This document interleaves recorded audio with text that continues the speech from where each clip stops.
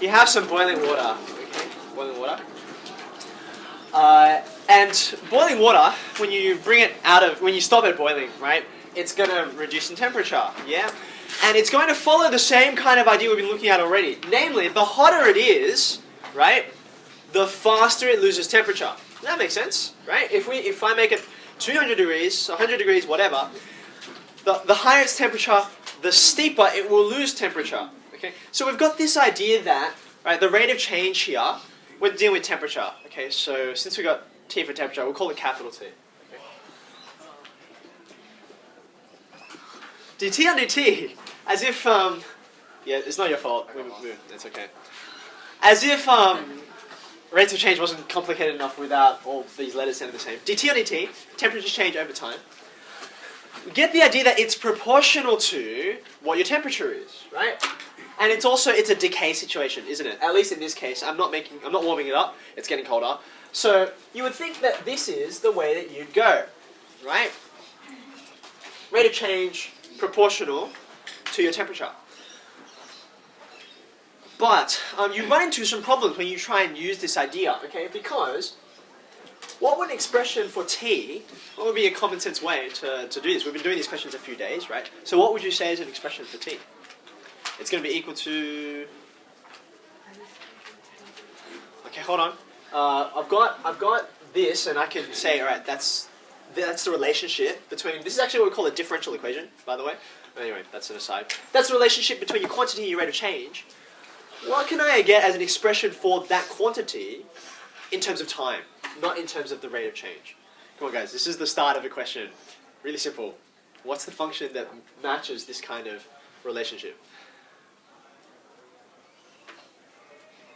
I'm going to sit here. Seriously, guys, come on. It's called exponential growth and decay. It's an exponential function, right?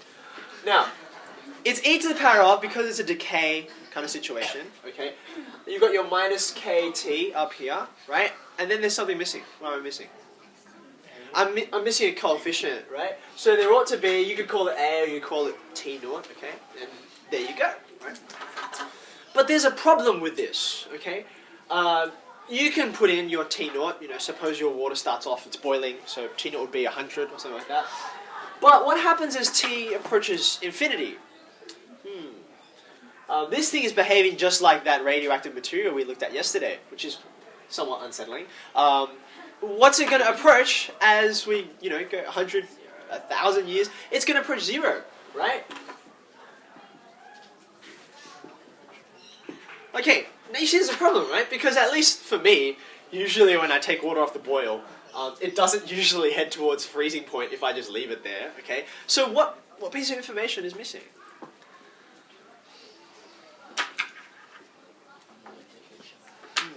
What's missing?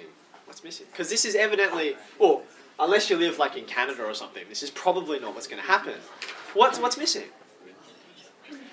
Okay, we need to know, better than room temperature, I suppose, is to say ambient temperature. Okay, what's the environment like? Because that kind of defines what this thing will be, right? This is going to move towards some kind of, the word sometimes we'll say is equilibrium, right? That's the point at which it's like, okay, I'm happy there, I don't want to increase in temperature, I don't want to decrease in temperature, I'm sort of like, this is my comfortable spot, okay? Now, I suppose if you did live it somewhere where the ambient temperature was 0, which does exist, okay? This is, sure enough, what would happen. If you leave it for a long time, this is what you're going to get to, okay? But we don't live in one of those areas, right? Even overnight. Well, yeah, no, we don't really get that cold even in winter, usually. So, what do you think the temperature is today? What would you call it? 24? 22? Someone's going to look it up, right? 22, okay. So, let's say the ambient temperature is 22. Okay. How's this going to affect what we do here? Well, I hope you can see that. Adjusting T naught, which is a constant, and adjusting K, which is also a constant. Neither of these are going to accomplish this, right? The adjustment of this, rather. Okay. If we want to get to land on 22, rather than 0, it doesn't matter what you make your starting temperature, okay? It's still going to, this function is still going to head to 0. And it doesn't matter what you make your constant of proportionality, you're still going to get to 0, just faster or slower. Okay? So therefore, to head to an ambient temperature, how are we going to change this? Now, what I'm going to recommend is draw yourself up a set of axes. Okay? Just draw the first quadrant, because for now, at least, we'll deal with positive time and just with positive values. Okay?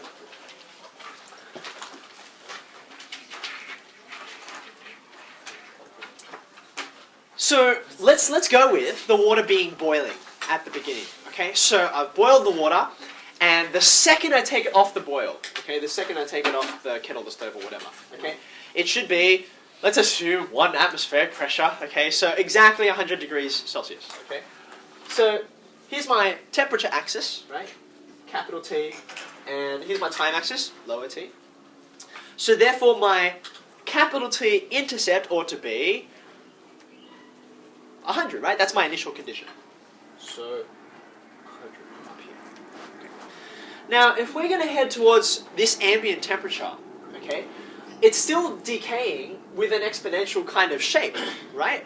But the difference is, like geometrically speaking, there's going to be a horizontal asymptote, right? So it's not going to approach all the way to 0 unless that is your ambient temperature. Okay, so if we go with 22, just watch your scale, by the way. So wherever you've put 100, I guess about a fifth the way up, that should be where 22 is.